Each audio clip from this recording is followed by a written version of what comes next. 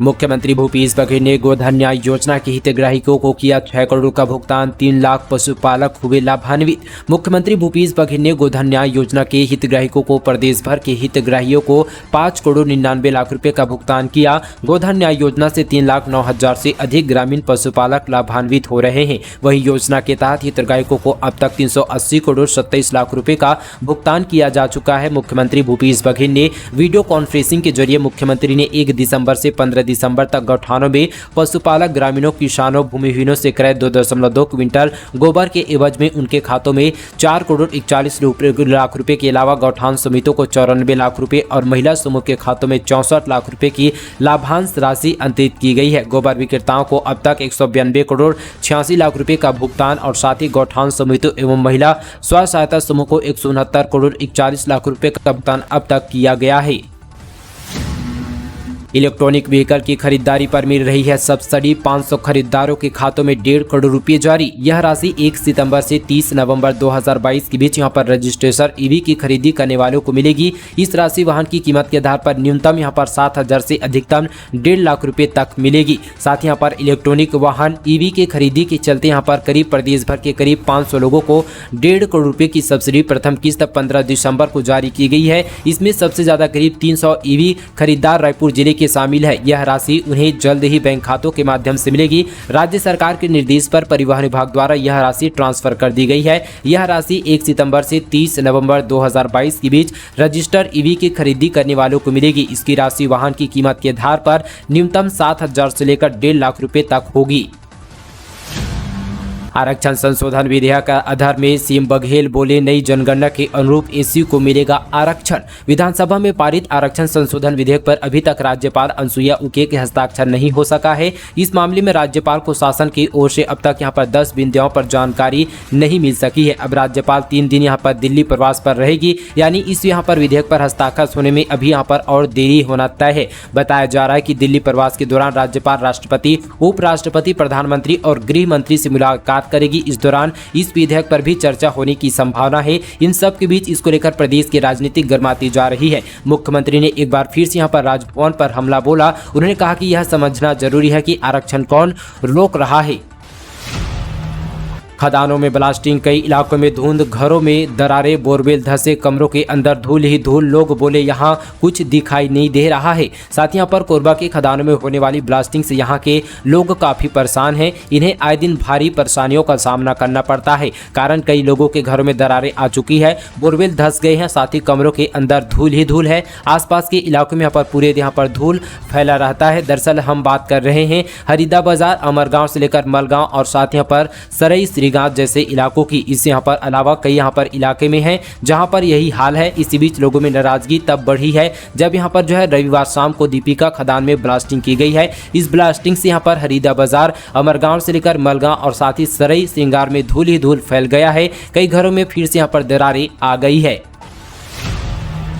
मंत्री टी.एस. सिंहदेव बोले, प्रदेश में शराबबंदी लागू करना कठिन, भाजपा हुई हमलावर। दरअसल मंत्री टी.एस. सिंहदेव ने प्रदेश में शराबबंदी को लेकर एक बड़ा बयान दिया है। स्वास्थ्य मंत्री टी.एस. सिंहदेव ने अवैध यहां पर शराब बिक्री और शराबबंदी पर बोलते हुए कहा कि अवैध शराब तो बिक्री होनी ही नहीं चाहिए। उन्होंने कहा कि घोषणा पत्र में कांग्रेस पार्टी में शामिल किया था कि घोषणा पत्र में शराबबंदी की बात शामिल थी, वह कंडीशन थी आदिवासी अंचल लागू नहीं होगा। आदिवासी समाज में त्योहारों में आवश्यकता रहती है। मंत्री टी.एस. सिंहदेव ने कहा कि आज शराबबंदी लागू करना कठिन महसूस हो रहा है। जिन राज्यों में लागू हुआ है वह दोबारा खोलना पड़ा है। बिहार में शराबबंदी लागू है जहां यहां पर जहरीली शराब पीने से मौत हो रही है। बता दें कि अवैध शराब को लेकर भाजपा हमलावर हो रही है। कांग्रेस सरकार पर यह आरोप लगा रही कि छत्तीसगढ़ में की शराब का जो है यहाँ पर गढ़ बनता जा रहा है। यहाँ न केवल अवैध तरीके से शराब बिक्री हुई है जबकि दूसरे राज्यों से भी शराब यहाँ पर लाकर खपाया जा रहा है। भाजपा की माने तो सरकार ने जनता से पूर्ण शराबबंदी का वादा किया था जिस पर अमल नहीं कर रही है। वहीं छत्तीसगढ़ में सत्ता हासिल करने के लिए कांग्रेस ने जनता की भी जमकर यहां पर है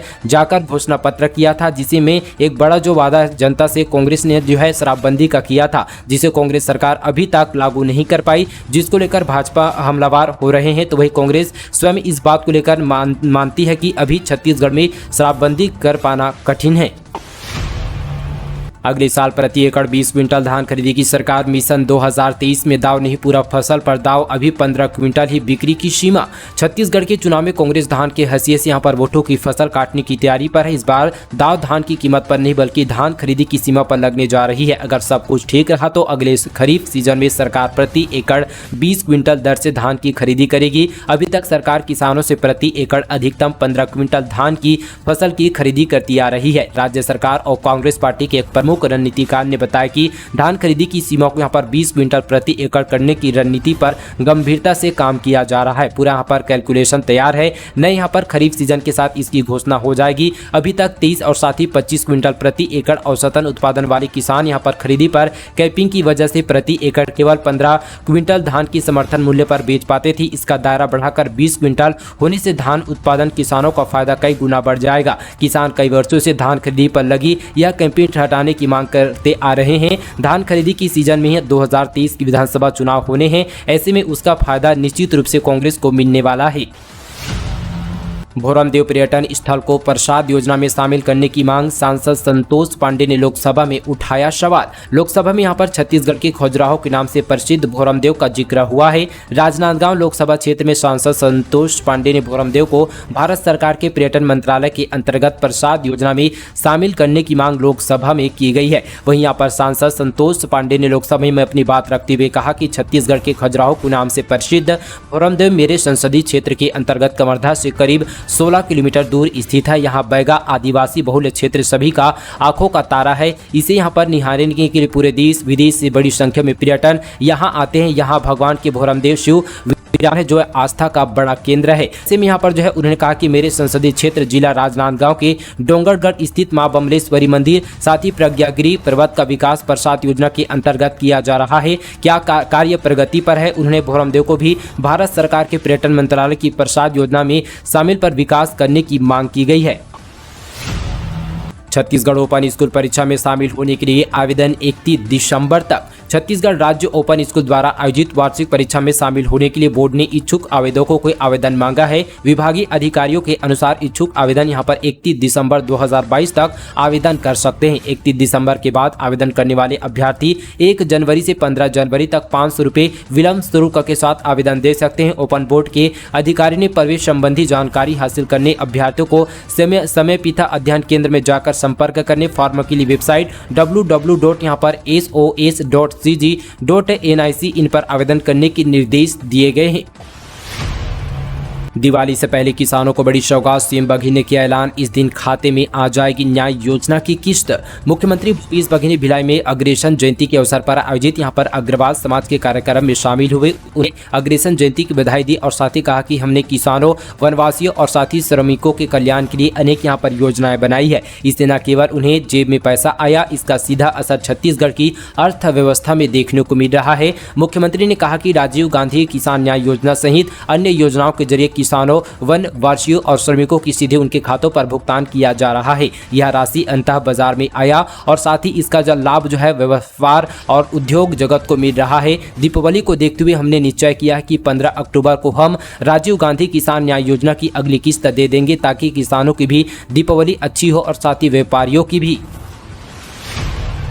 सौम्या की हिरासत 2 जनवरी तक बढ़ी। मनी लॉन्ड्रिंग के आरोप में गिरफ्तार चौरसियों को वीडियो कॉन्फ्रेंसिंग से सुनाई सरकार ने किया निलंबित। छत्तीसगढ़ में मनी लॉन्ड्रिंग केस में फंसी राज्य प्रशासनिक सेवा की अफसर सौम्या चौरसिया की हिरासत में अवधि बढ़ा दी गई है। परिवर्तन निदेशालय ईडी ने सोमवार को उन्होंने साथ यहाँ पर वीडियो कॉन्फ्रेंसिंग के जरिए विशेष अदालत में पेश किया। वहां एजेंसी के आवेदन पर उन्हें 2 जनवरी के लिए न्यायिक हिरासत में रखे जाने का आदेश हुआ है। इसी बीच सरकार ने सौम्या चौरसिया को निलंबित कर दिया है।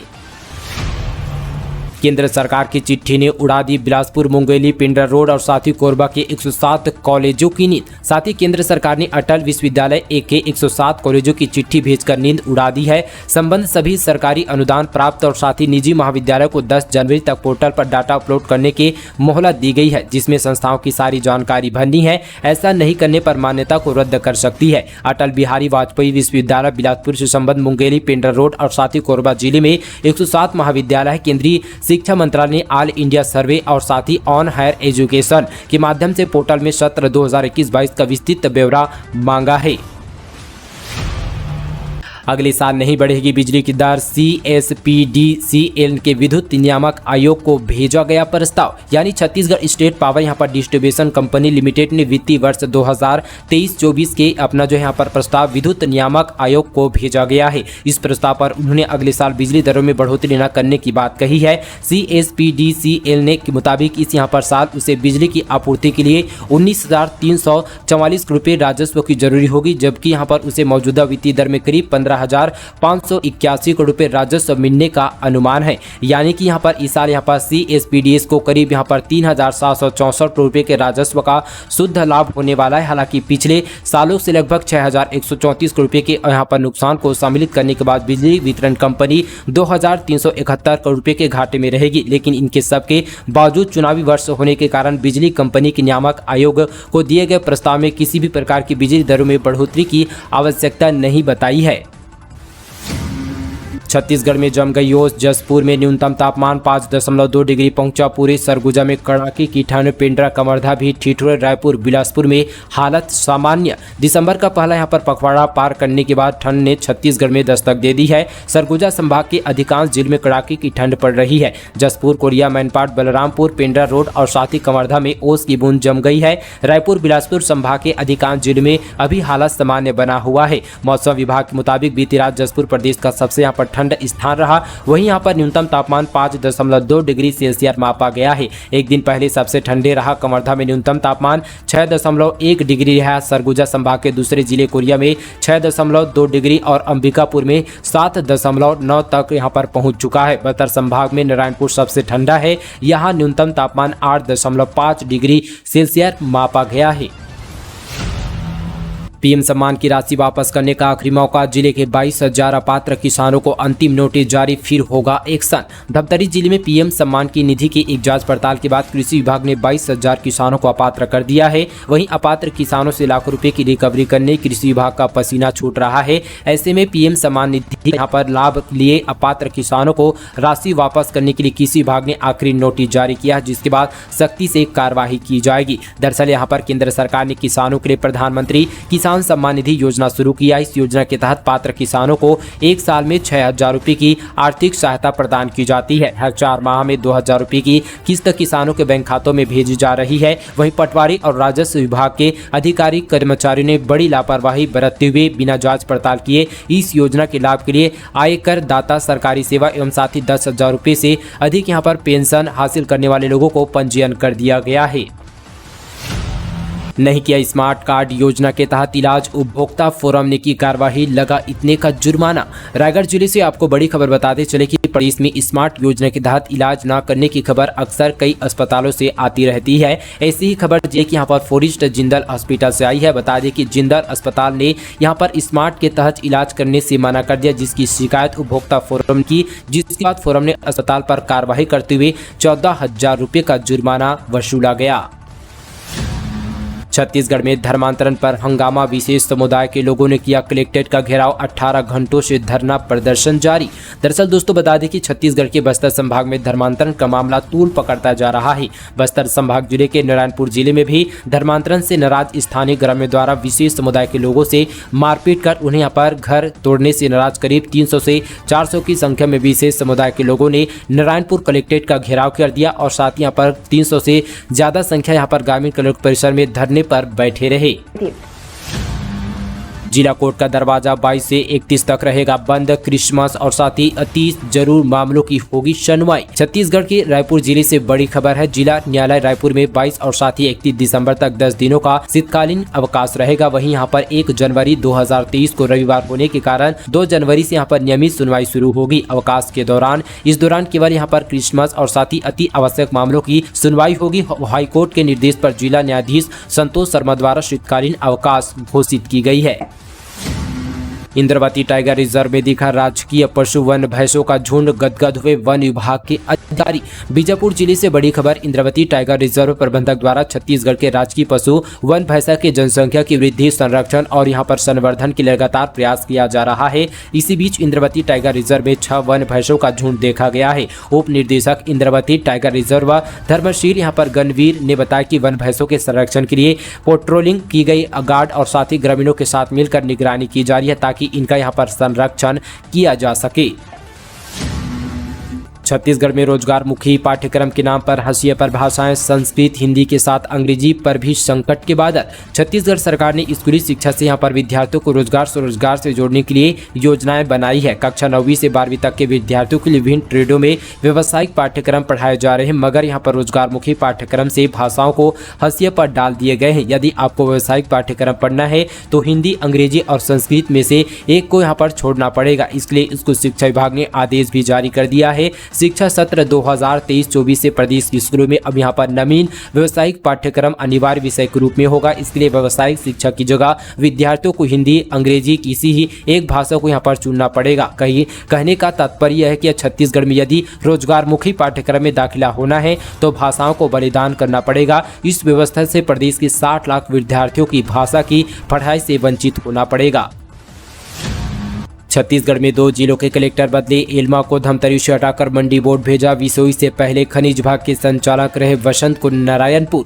छत्तीसगढ़ के प्रशासन में बड़ा फेरबदल हुआ। इसकी जद में भारतीय प्रशासनिक सेवा, भारतीय वन सेवा और राज्य प्रशासनिक सेवा के 21 अफसर आए हैं। दोनों जिलों के कलेक्टर बदल दिए गए हैं। प्रभावित होने वाले जिले में धमतरी और नारायणपुर शामिल है। धमतरी से पदम सिंह एल्मा का तबादला मंडी बोर्ड पर हुआ है। वहीं मनी लॉन्ड्रिंग केस में फंसे समीर विसोई से पहले खनिज विभाग संचालक रहे अजीत बसंत को नारायणपुर जिले का कलेक्टर बना दिया गया है। सामान्य प्रशासन विभाग ने रविवार देर शाम भारतीय प्रशासनिक सेवा के 15 अफसरों की तबादला सूची जारी कर दी। इसके जरिए धमतरी के कलेक्टर पदम सिंह एलामा को राज्य मंडी बोर्ड प्रबंधक संचालक की जिम्मेदारी सौंप दी गई है। 2010 बैच के IAS एल्मा जून 2021 में धमतरी भेजे गए थे। उनकी यहाँ पर जगह ऋतुराज और साथी रघुवंशी अब धमतरी के कलेक्टर होंगे। 2014 बैच के यहाँ पर ऋतुराज अभी तक नारायणपुर के कलेक्टर की जिम्मेदारी संभाल रहे थे।